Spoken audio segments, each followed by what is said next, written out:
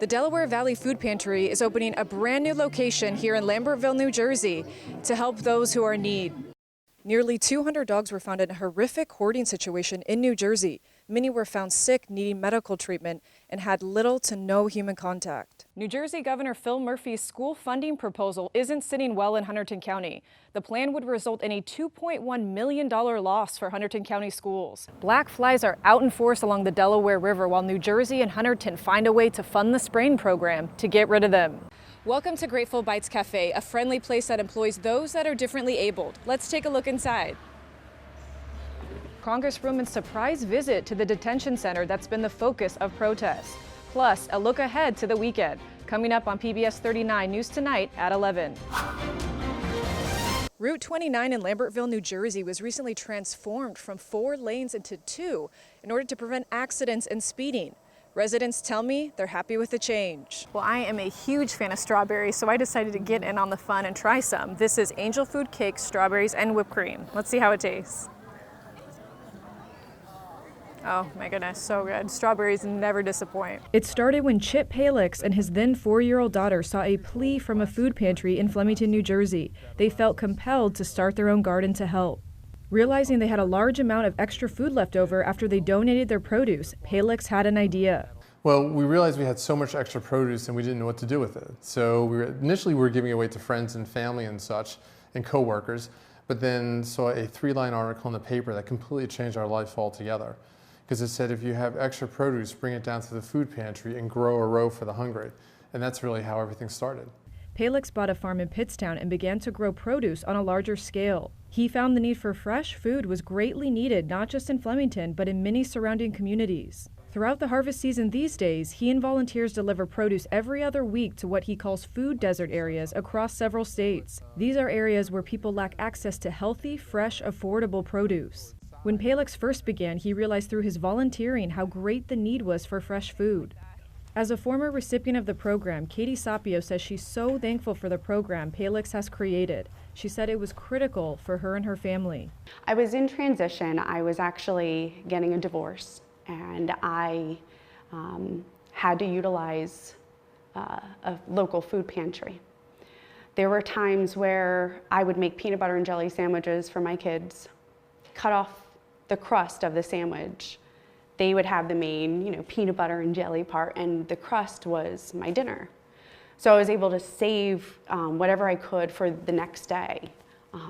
So I lived like that for a while, and when the food pantries started filling up with produce, I was so happy because when my body was craving it. Sapio lives in Lebanon in Hunterdon County. She says when she was able to get back on her feet, it was important to her to give back. She now serves as a Grow a Row volunteer and brings her children to help as well. If we just do a little bit at a time, a little bit, and that's what I want to resonate with them, and they feel good. When I bring them out to the fields and they're picking up the squash, the butternut squash and the acorn squash, they're loving it. And then at the end, they're looking at the pile that's left and they're like, where's that going? I'm like, it's going to someone that's starving right now, like completely starving right now. And you're helping them. The owner of Delaware River Tubing Company says after operating for nearly 20 years, the state of New Jersey is trying to shut him down. The company has operated on state-owned land along the Delaware River in Milford, New Jersey, under an agreement that is renewed annually. That agreement has allowed access to the river for tubes, kayaks, and canoe rentals. But the state did not renew the agreement for 2019 because it says the company owes thousands of dollars in overdue payments. It's ordered the tubing company to cease operations. People don't own the river, but this story is not about that. The business is owned by Greg Krantz. According to Krantz, the concession agreement calls for exclusivity, bus parking spots, links on the state park website, and stairs for easy access when exiting the river. But he says many of the benefits have not been received. He says the issues with the state have taken a toll on his family. I'd had enough. And I've been blamed and accused and harassed and stolen from, and my family's been destroyed. Greg's son, Eugene Krantz, serves as the operations manager. He says the tubing company has paid the state about $265,000 since 2013 under the concession agreement. Between my family, it's caused a lot of tension, arguments, and stress from financial worries and concerns. So it's really tearing us apart. Greg Krantz says he's had several issues with the state. He says they've put up fencing to prevent him from having access to the water. The situation erupted in May of this year, he said, when negotiations to renew the concession agreement with the DEP were rejected. We can't beat them. We couldn't get rid of them with this blocking it. We couldn't get rid of the Army Corps. So now let's extort them. Let's teach them a lesson. And that's called Rivergate. The DEP says the River Tubing Company has an overdue concession payment balance of $43,000. It issued a statement regarding the dispute. It reads in part that the concession agreement provided an initial term in 2013 and 6 seasonal renewals. It says, quote, the parties were unable to reach agreement on the 2019 renewal and payment of outstanding fees by DRT from previous seasons. As a result, DEP did not grant a 6th renewal. UG says that information is not true. They're claiming we owe $43,000 in back pay from previous seasons, which is false. We have agreed to work with them, except the offer that they proposed. They contacted us 3 or 4 days later and specifically stated that they just don't want to renew and they're not accepting the deal. He says the company is also protected under the New Jersey Public Trust Doctrine, a bill signed into law in May that grants public access to waterways for recreation. We spoke to a customer of the tubing company who has used its rentals with her friends and family. We were camping in the area, and with the heat and thunderstorms coming, we closed up shop and decided to come here. I've been here last year the same weekend, and it was fantastic. She says she was surprised to hear about the controversy. Delaware River Tubing is still launching tubes and kayaks into the water. I think it'd be sad if they actually stopped the river access, because I've been coming up tubing on the Delaware through some company. I don't know how long this one's been here, since I'm a little kid. Greg Krantz says the business is receiving tickets almost daily from State Park Police for continuing operations. He says he plans on staying open all season and fighting the decision. In Milford, New Jersey, I'm Erica Andrews for PBS 39 News Tonight. Used to have real bad PTSD to the point where road rage was horrible. David Gilliam was an Army military police officer.